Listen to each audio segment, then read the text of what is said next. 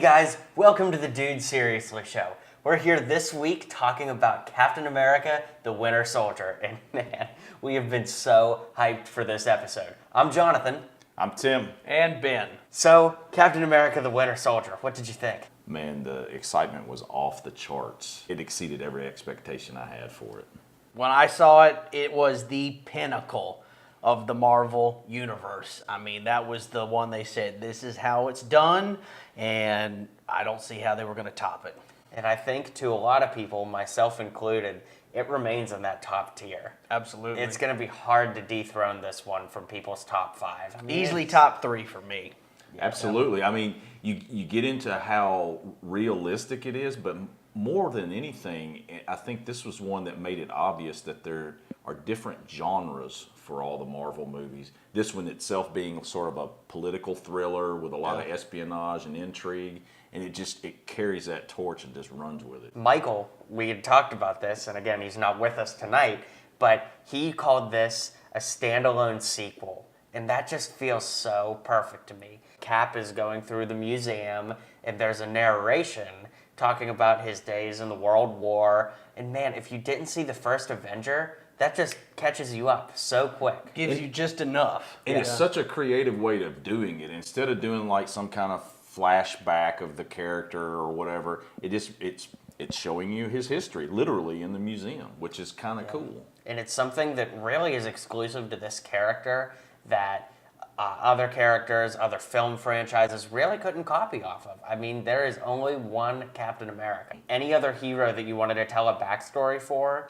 I feel like you would just default to doing a flashback. This particular movie, I think, just starts off with such a bang. I mean, it literally starts off with Sam and Cap meeting and, already cutting up and having a really good relationship, but then it cuts to that attack on that Lemurian Star satellite ship. There is nothing else like that. I mean, and you can see Cap's been training, Cap's learned some new moves. Chris Evans and the directors were talking about, okay, we want to take some inspiration from like the Bourne movies. Bourne is known to have some badass fight scenes. Sure. If he can fight like that, Cap should be able to one-up him, and he does it in spades. Oh, it was automatically, I thought, looking at the other Marvel films and seeing that, it's like, okay, we're starting like this. At best, the others, this is the grand finale, and here's how the movie's kicking off, and it was so well filmed, and the punches and everything. And like you said, kicking off. He's literally kicking people off the boat. Oh, I mean, like we said, he doesn't rest for leg day. You feel every hit, and the shield going all directions, and man, it was power. I don't know. For me personally, there is just nothing like that suit. It's distinct. Yeah, it super is. I mean, everything about it looks military. I was sold once I actually saw that. Yeah. It's one of the first suits it looks like he could literally do some damage in. Yeah. And it's going to get Stanley fired. Oh, man. I am so fired. Oh, I am so fired. There's the requisite Stan Lee voiceover. Every time he's on the show. It's kind of a tradition now. So Peggy Carter comes back in this film, and it's so great how she's seamlessly just woven into the film. Cap, as we talked about, is touring his exhibit at the Smithsonian, and he's sitting in a theater, and he sees a video, and then that translates into him actually by her bedside in her old age. It's an emotional scene. Think about how heartbreaking that would be. I mean, I know it's fantasy that this guy could survive for 70 years and stay young while she ages to the point of senility. But I mean, it's just so well done. She got to have a great life. She really did. I mean, it's a little bittersweet. He wishes he had been more of a part of it, but he can tell she had a good one and he's happy for her for that. So I mean, it's extremely touching. He's all alone. Yeah. He really is. Everybody he's ever known in his life, I mean, up to the point of this movie, has left him. So I mean, it's very touching for him that he got to have that one person still be around. So there's a great scene with Nick Fury in the car. Oh, probably, it may be my favorite scene in the movie. Is there really a better scene for him at all? No, that is his moment in the Marvel Universe right there. I would have to agree. Yeah. There is no panic in him whatsoever. It's like, I know what I can do. I know what I've got. And he's even telling the computer-controlled car, which should be unflappable, what it needs to do instead of the car telling him. He's unflappable. Unflappable. He's furious. I like furious better than unflappable. It's the correct word. I'm not saying it's not the correct word. It's just like how could you imagine introducing yourself? Hey, the biggest The unflappable fury. when Fury gets his standalone film, the unflappable Fury. With his coat flapping. There you go. He's gonna have both eyes though. Yeah. Oh. That's the thing. That's how he became unflappable. Okay, there we He go. had to sacrifice an eye for it.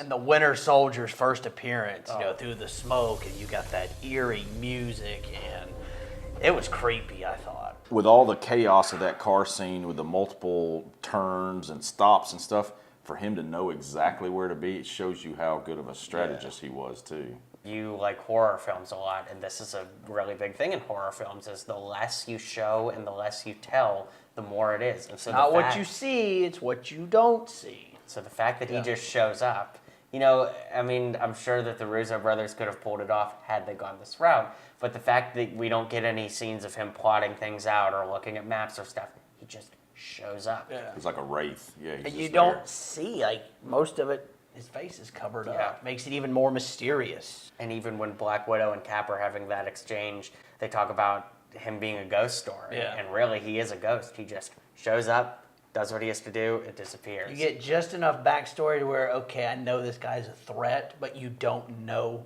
a lot about him, which takes that mystery away. When this movie, I think it was as it was coming out or right before it was coming out, they were almost like comparing him to Loki, who was the big bad villain of the Marvel universe. They were like, this is gonna be the new big bad villain. And if you take it by how the girls like him, I like him a lot better than Loki. Isn't it? It's kind of funny how the girls will fan on the villains like that because they both love Loki, The bad boy. but they both love Winter Soldier as well, or Bucky. Who the hell is Bucky?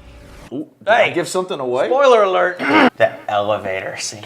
Wow. It's probably hands down my favorite scene in the movie. I mean, there's no way when you first see this movie you can be prepared for how bad ass that goes off. And it just builds and builds and builds, and the sound as it's making is coming down. It's the sound of the floors going by, but it's actually building up a rhythm and, like you said, a tension. And Oh, you're yeah. like, something bad's about to go And down. the guy sweating, Caps, more of these guys like, okay, something's going on. I remember watching that with my father, and he's just going, oh, God. Like, what's coming. Something's going to happen.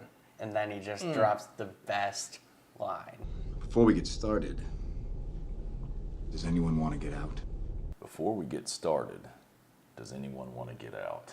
It's absolutely amazing. I know, and he's just eyeballing everybody, and you're thinking, he is really outnumbered. We've seen him do some stuff, but he is really outnumbered. Not freedom.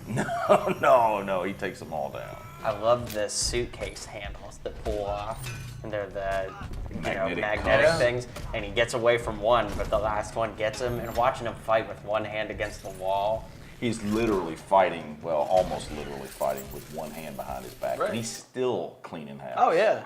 He's Yeah. got the moves, man. Yeah, it's a sight to behold. and then he jumps out the window with no other escape. And I think it's Agent Sitwell who's kind of coordinating the attack, and he's even like, "Are you kidding me?" Yeah. Yeah. Yeah. Do not mess with the captain. That's right. But then you cut to another one of my absolute favorite scenes, which I've heard the Russos storyboarded it almost as the Slay the Dragon scene, like he's a knight or whatever.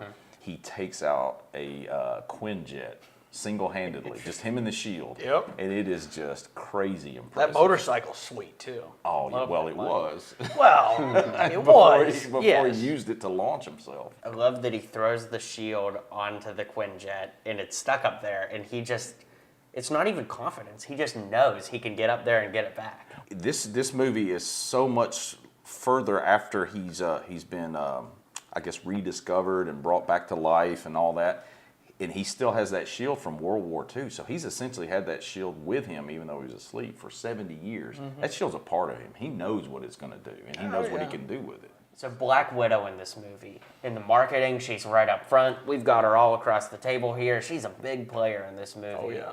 Cap and Widow have this amazing chemistry, in this film. I mean, of course, it's part of the spying scene, but they even share that kiss in the mall, and then nothing comes of it. I feel like she's just playing that game with him. She knows he's relatively inexperienced in that part of his life, and she's just playing him. But I think by the end of this movie, they've learned a lot of respect for each other. There doesn't have to be any of that other game playing after the military base gets blown up, and he saves her life, and she knows she can trust him through anything, and she confirms with him that he trusts her now too. So there's not any more game playing. And even in Civil War, like, she is the one that helps him get away. Well, even in Age of Ultron, she's teasing him a little bit, and they've got a little playful banter there too. But it doesn't come across as the chemistry does at the beginning of this. Right. So in the first Avenger review, we talked about Arnim Zola, and he's back in this film.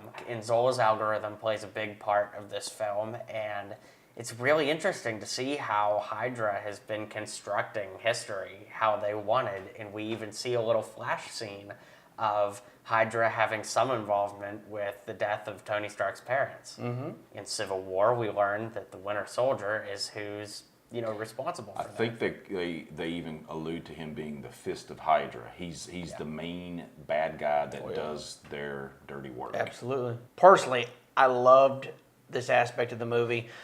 Goes all the way back to high school. My U.S. history teacher, he was telling us one day, he said it comes down to two things.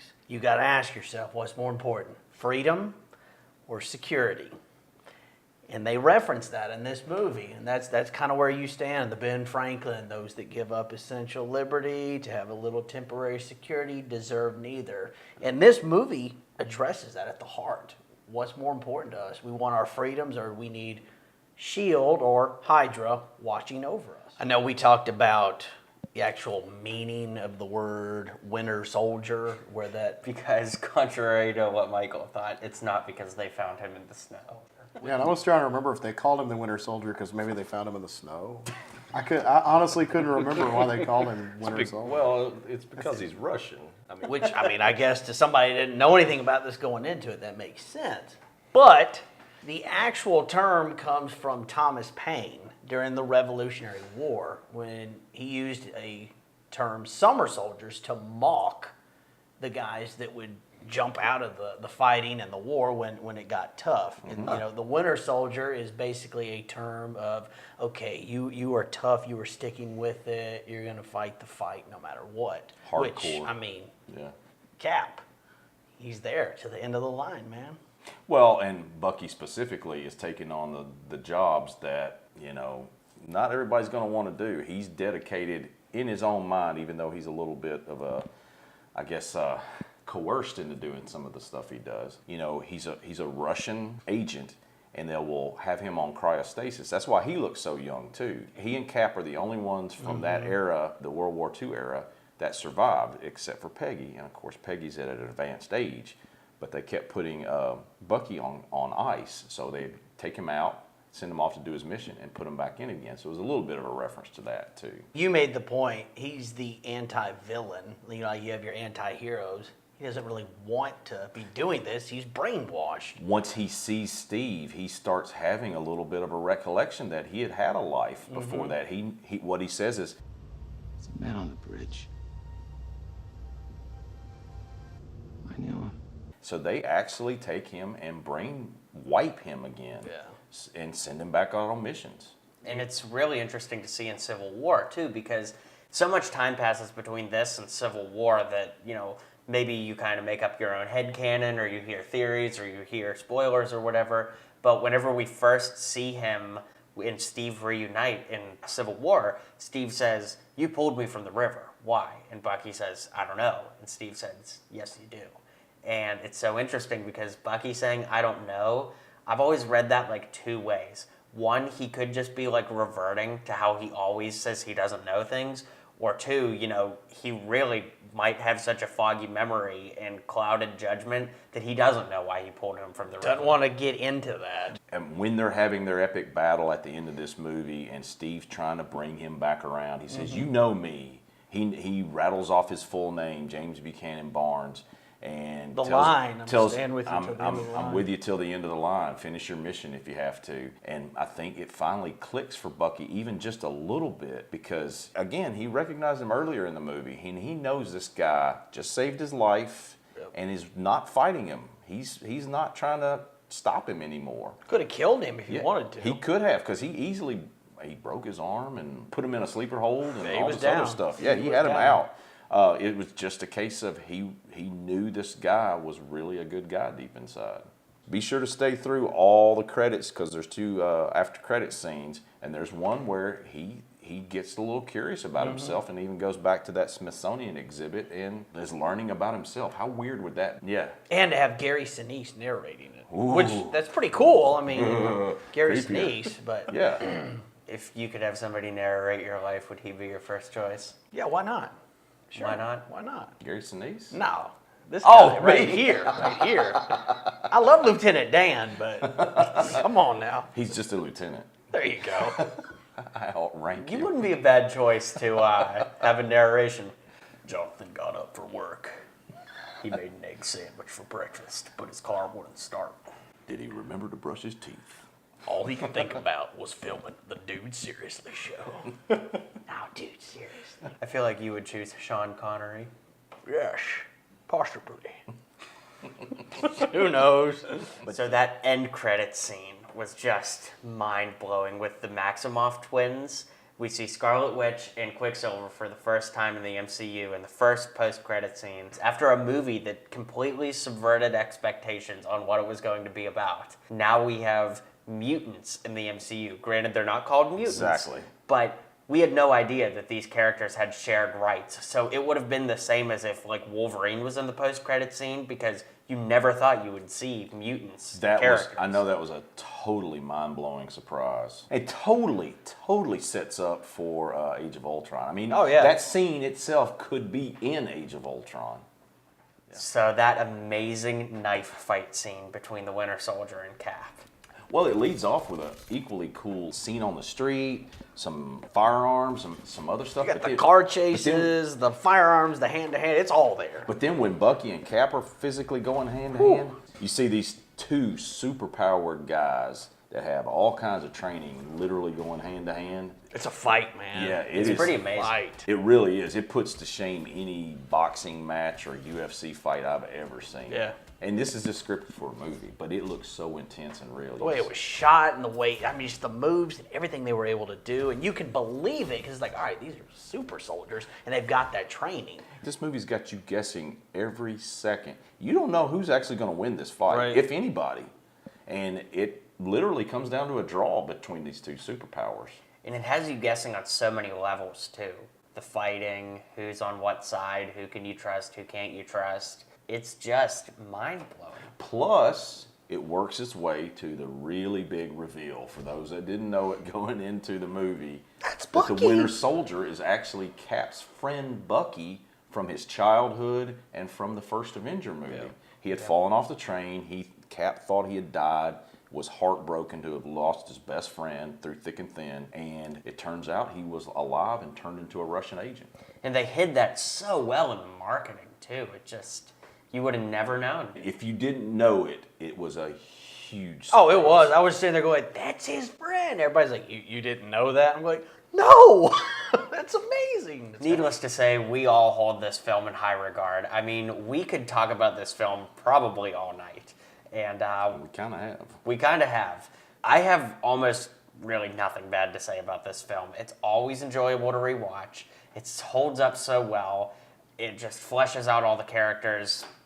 It's as close to a 10 out of 10 as you could possibly I get. would say any flaw in that is so far beneath all the pros that it's not even worth mentioning. For sure. Love this movie. Yeah, it like Johnny said, it's one that I've watched multiple times, and it still holds up. It's just a Top of the list. well-made movie, and I think anybody, whether you know about the characters or not, you can go into this and be shocked and awed and feeling patriotic too. It's a great movie. It's pretty much kind of a standalone. You could watch this one, and if it didn't introduce you and make you want to watch more of them, it would at least entertain you. If you've not seen Captain America the Winter Soldier, Do it now! Do yourselves a favor. It is amazing. So with that, we're going to go ahead and bring this episode to a close. Thanks for tuning in. Next week, we'll be back with Guardians of the Galaxy. Now, that's going to be a fun review. So thank you for tuning in, and dude, seriously, we'll see you on the next one. And in last week's review, Thor: The Dark World, we talked about how the lighting is really dark in that movie. And I guess I'm going to kind of counter it and say, ah ha ha, to you guys, because the opening sequence of this is shot really dark, but you can still see everything. And that's something that The Dark World, I felt, suffered from. Okay. Didn't bother Point me. taken. So I guess I'll take back that, ah ha ha. Yeah.